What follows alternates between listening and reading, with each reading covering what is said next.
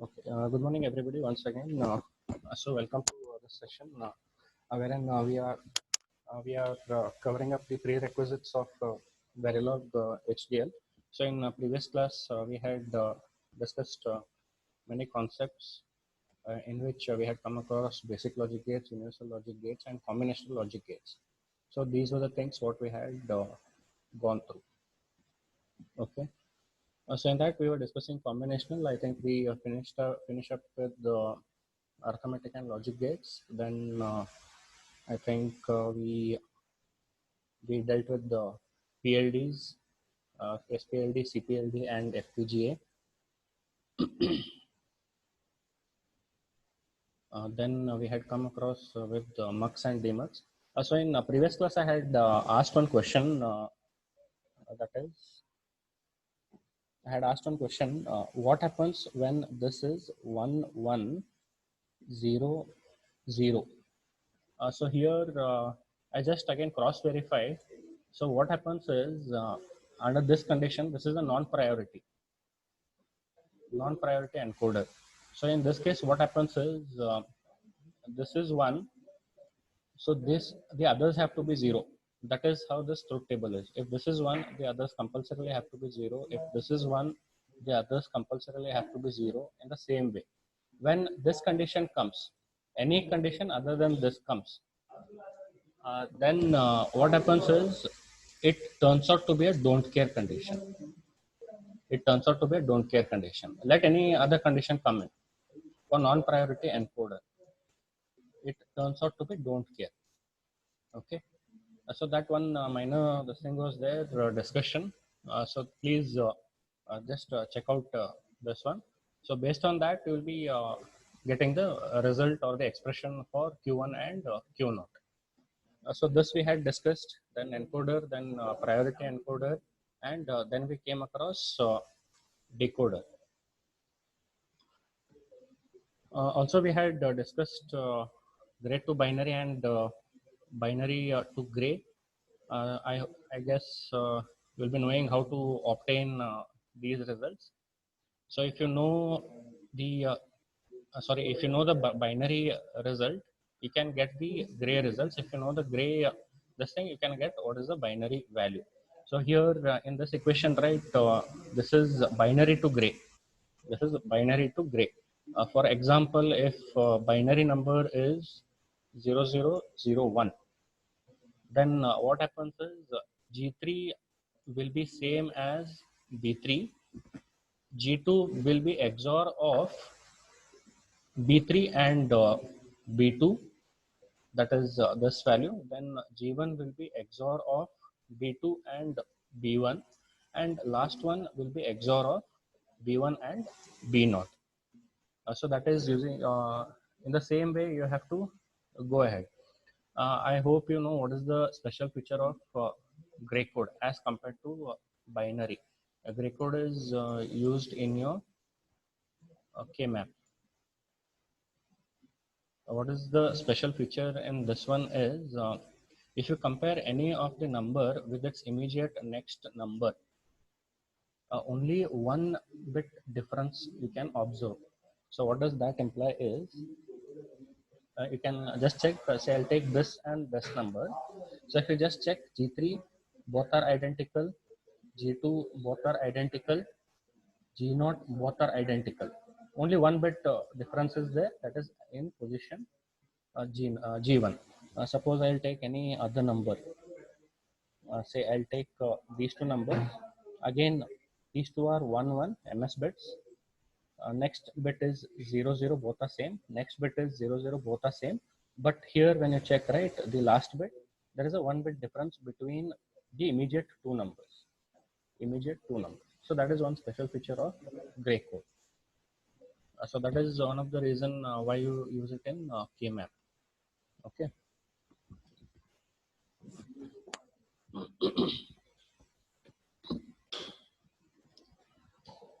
So that is what we have given here. So another code converter is binary to BCD. In BCD, you have up to maximum 9, 0 to 9. So that is what you have to look out for. So here we have the binary to BCD representation. So if you just check out up to 9, it will be same. But once it moves around and it turns out to be 10, what happens is these bits will be 0 and there will be an additional carry which will be present. Next one, that is, this is how it is not exactly the carry how we specify. It is like these all together specify one and these next 4 bits will specify the other. So next again here 11, so it turns out to be 0001 and MS bit at the other position will be 1. So again if you just see it is like 0, 1, 2 for these 4 bits I am speaking. Okay, I am not considering the 5th bit. Okay, so this is what happens. So here I'll be having only up to 0 to 9 and rest all will be combination of those. That is a combination of 0, 0 and 1, 1 and 0, any combination, any possible combination. Suppose for example 98, so its representation will be different. So that is how it goes ahead. So if you just observe another thing over here, 0, 1, 0, 1. So this is nothing but this is 5. So that is this digit in the unit place. So next in the tens place I have 1. So that will be represented by this one, which will be actually 0001. So 4 bits are used in BCD. First 4 bits for the first digit, next 4 bits for the next digit. So in this way it goes ahead. Okay. One second. So the another conversion is you have a number and you want to display it on the 7-segment display. So you can code the entire thing and you can obtain it. Okay, so this is how it goes ahead. So these are just a few code converters what I have specified: binary to gray, gray to binary, BCD to say binary, binary to hex. So many this thing are there. So those all things will be trying out in Verilog experiments. So this is up to combinational logic circuits in which we have discussed so many things. That is, we discussed arithmetic and logic circuits. Under that, we discussed half adder, full adder, and the same kind of this thing comes up for subtractor.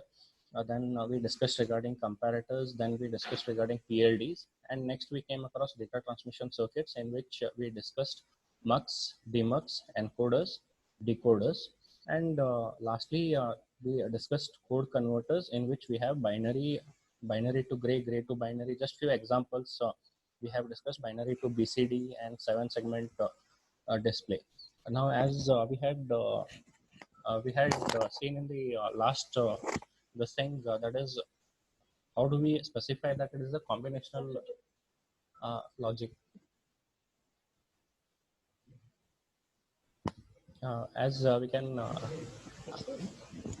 can just check out, it's a combinational logic in which we don't have any memory requirement in this, because the current output or outputs depend only on the present inputs of the present state of this entire circuit. So that is what we had checked out. So now the next version of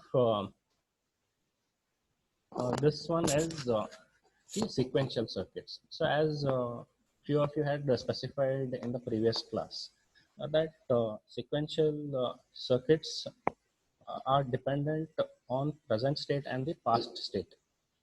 So because of which it requires memory.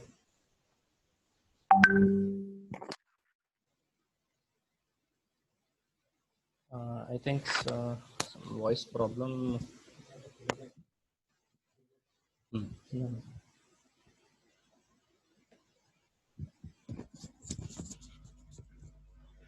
Okay. Hello.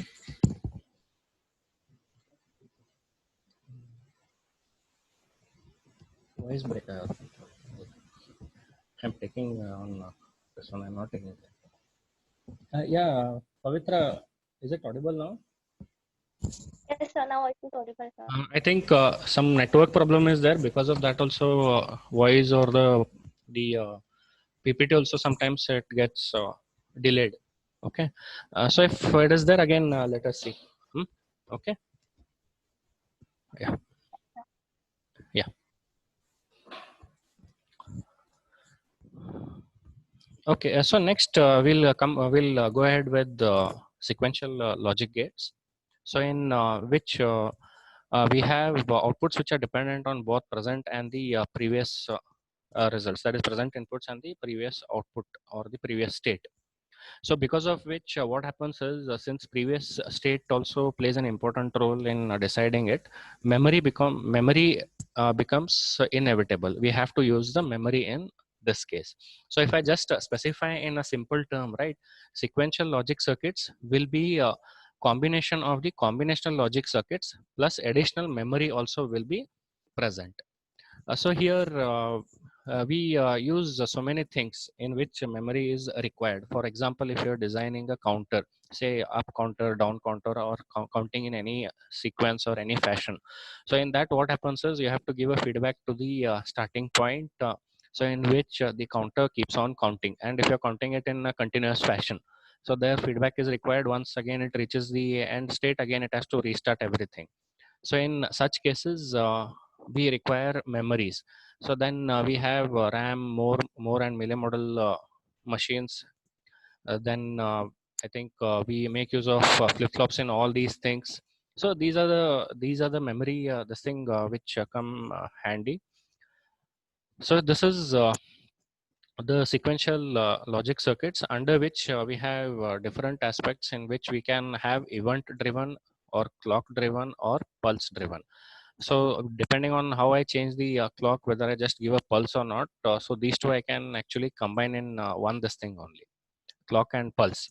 So if I just give one pulse, at that moment the result should be present. So for example, we can specify the 555 timer, in which once a pulse is given, say a stable mono vibrator pulse is given, it starts to generate the or give the output. So that is what we can check out for. So under that again we can have synchronous and asynchronous. These are the two things. So synchronous implies you should be having clock or the clock parameter, and in asynchronous you'll not be using the clock as one of the inputs. So we'll see just what happens in those things. So again they can be cyclic or non-cyclic. Suppose for example if I'm designing a counter and I'll tell that once the counter counts from 0 to 99 it should stop. So this falls under non-cyclic. Now, if I specify the same thing as once you start counting from 0 and once you reach 99, right? After that, again you restart to count from 0 and again you continue and you keep on continuing. So that falls under cyclic version. So this is what is specified as event driven and clock driven. And then we have pulse driven. So we'll discuss again the same things. So here if you just observe, so sequential logic is equivalent to combinational logic plus memory. The same thing is given here. Combinational logic circuit output is dependent on only the present input or the present state, whereas when I take the whole, in this case this turns out to be sequential logic. So in this case what happens is I should give a feedback to the combinational circuit, but this feedback will require a memory because I have to store the previous state. So this feedback is nothing but the previous state what you are storing. Here we have written as a positive feedback, and it is just an example what we have taken.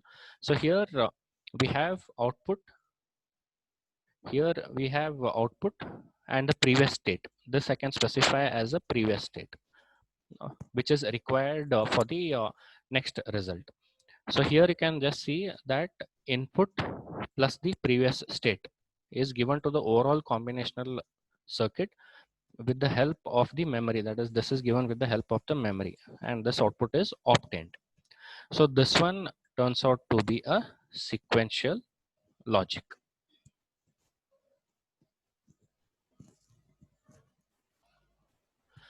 So now let us discuss regarding asynchronous sequential circuit. So these circuits do not use the clock signals in its entire circuitry. So here what happens is in simple form, this is how it is represented. You have the output pulses or levels, and here we are specifying it as sequential circuit. So sequential means it will be having combinational logic plus the memory. So everything is done here, and here we'll be getting the output, and here we'll be getting the input. So this one is taking care of the input, and memory is taking care of the previous state. So therefore this entire thing is sequential logic circuit. Now here if you just see, we are not specifying anything as clock. If you remember in your flip-flop, right, you had say GK flip-flop and other flip-flops. In that you used to give clock pulses as one of the input for the entire flip-flops, JK or SR, depending on in what state it has been used. So in those things fall under synchronous sequential circuits. Here we are not giving clock as an input. So these are termed as asynchronous sequential circuits. So next, coming down to synchronous sequential circuits, and this, as the name specifies, you should make use of the clock signals and the level inputs. So what does level input imply is, I think you might have seen some diagrams in this form wherein it specifies that this part is logic 1, this part is logic 0. In your logic design, this thing you have gone through. So level triggered implies whether it is positive triggered, whether it is negative level triggered, or whether it is at the state triggered. So these are the things which come over here: positive trigger, negative triggered. So these kind of circuits you might have observed. So wherein we specify, so that is what level inputs imply. So at what moment the input is considered, so that we can have a look. So now here it is almost same in this, but additional parameter is nothing but the clock pulses which you specify. So what it implies is, so it might be so that whenever the clock is high, only at that moment I should be getting the result, and remaining it should be as it is. It should remain as it is. So suppose here one of the output is 1. So during from this time period to the next positive level, the output of this one should be 1. That is this one. It should be 1. So when next this thing comes, depending on the inputs and the previous state, if it changes, only at that moment it will change. Now here what happens is, here another thing to just observe is,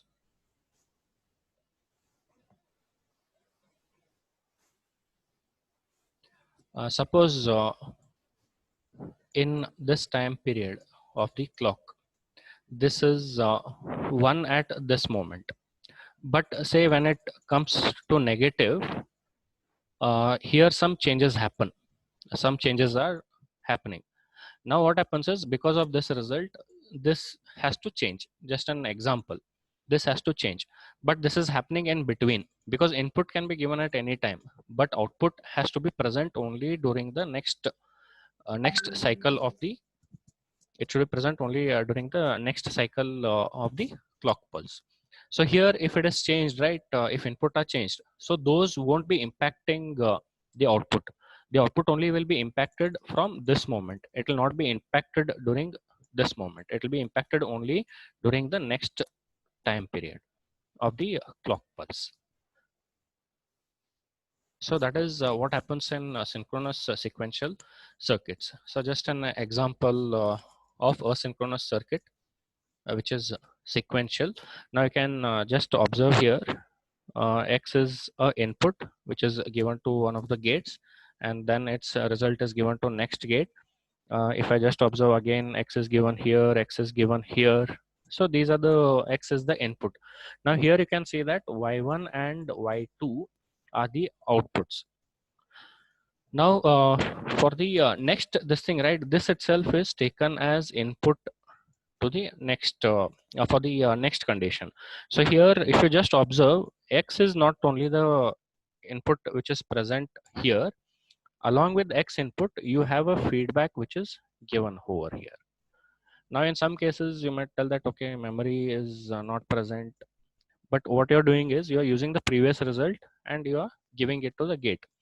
So it is not hard and fast that memory this thing has to be present. So it is that if you take a feedback also, instead of putting it in this form here, instead of putting it in memory, if I have to store it, I have to make use of memory, or else I can specify it as just a feedback. Even if I give a feedback, right, even for that condition also it turns out to be a sequential circuit. So here you can just observe y1 is given by present input and its previous result, its complement and its previous result. So that is how the overall result appears. Even y2, if I just see, it depends on the present input and the previous output state, that is y1 and y2.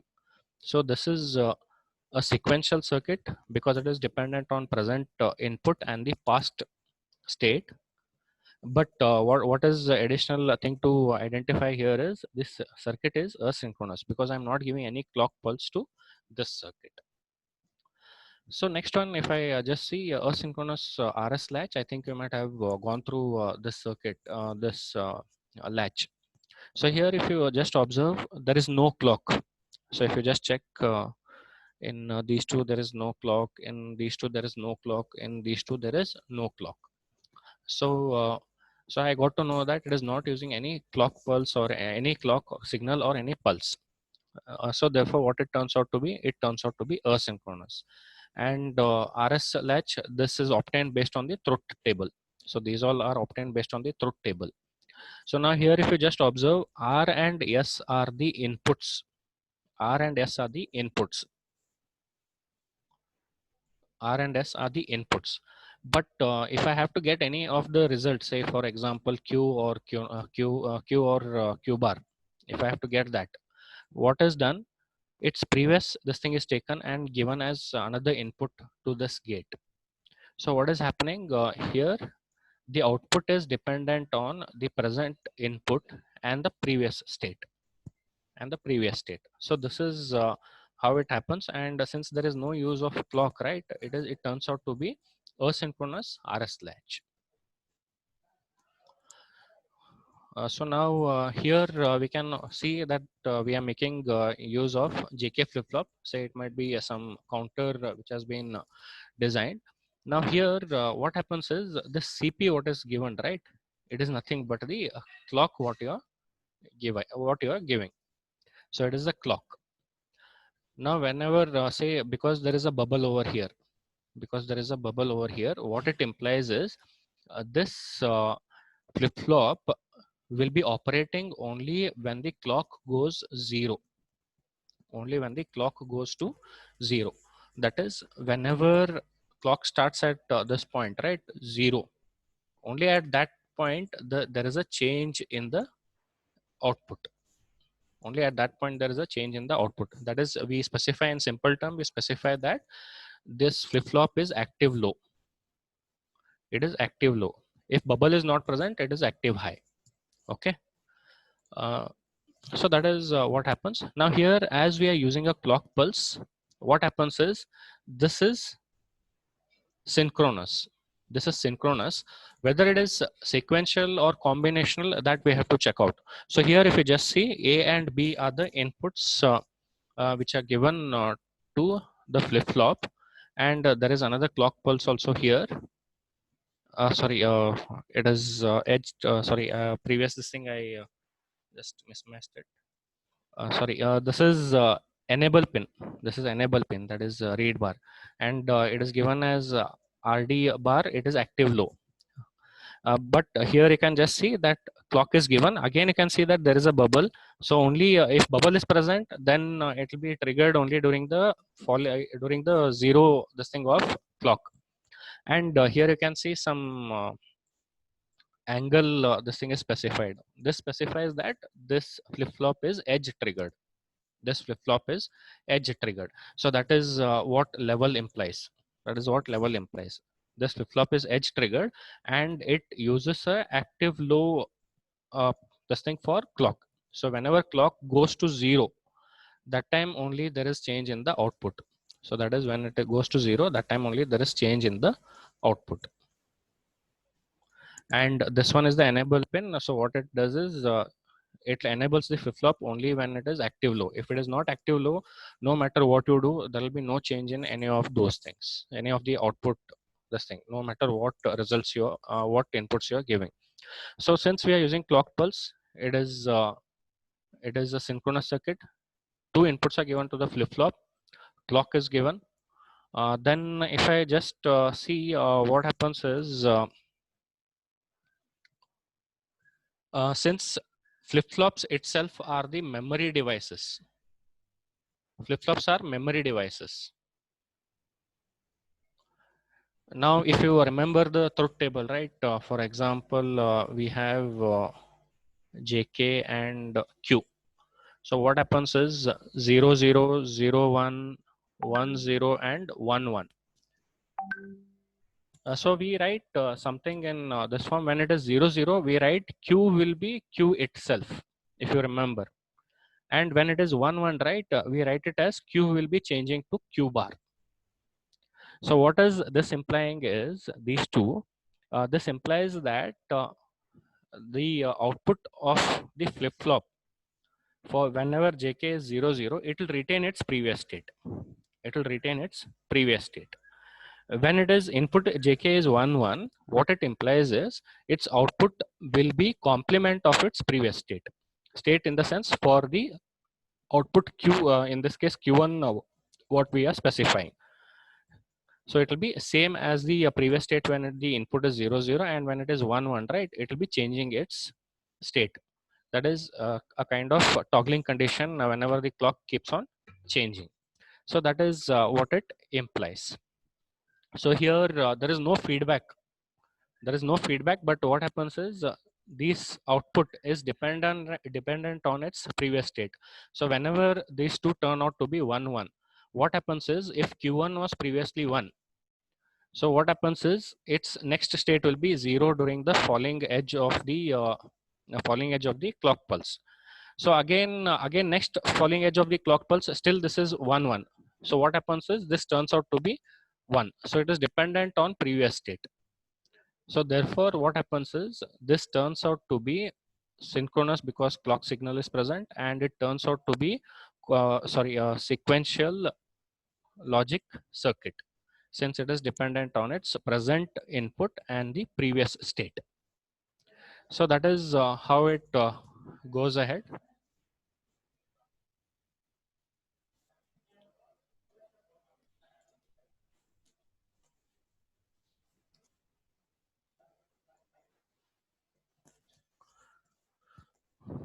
Okay.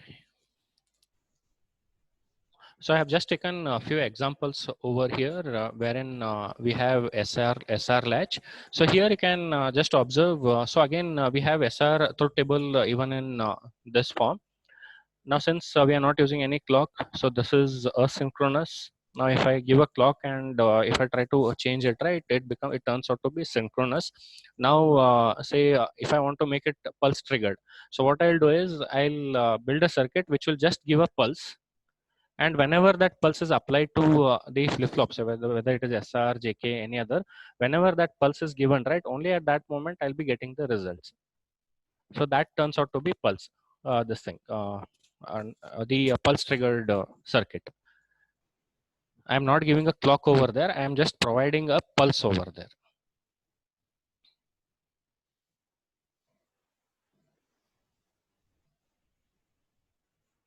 Okay.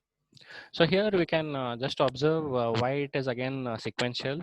So here you can just see RS when it is 0 0, the new value of Q will be same as its old value. What it implies is present output for this condition will be same as the previous state or the previous value. Even for this one Q bar also it will be same. For these conditions, it depends on which one is higher and which one is lower. That is, if you just see set, so it will be this is set and this is reset. So if set is high, you have to set Q. If reset is high, you have to reset Q. So that is what it implies. So that is how the result comes in. Now when it is 1 1, right, this is not a don't care condition. It is something as a tri-state condition, because this is the problem with the SR latch. So that is what happens in this case.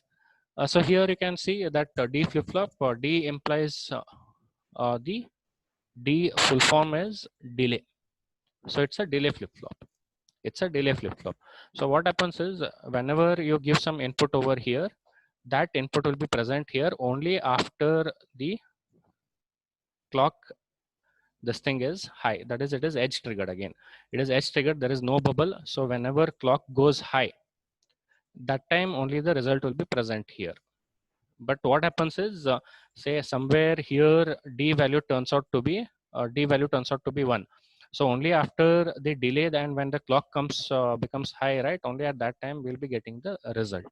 So that is what is specified. And since we are using clock, right, this is synchronous combination, sorry, a sequential logic circuit, and this one is asynchronous sequential logic circuit. Okay, so I'll wind up the class up to this uh, present this thing.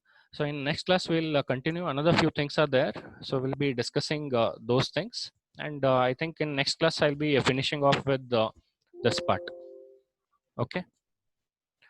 So I'll end the meeting. If any queries are there, what you can do is you can put it on WhatsApp, and we can have a discussion over there. Okay. I'll end the meeting to all.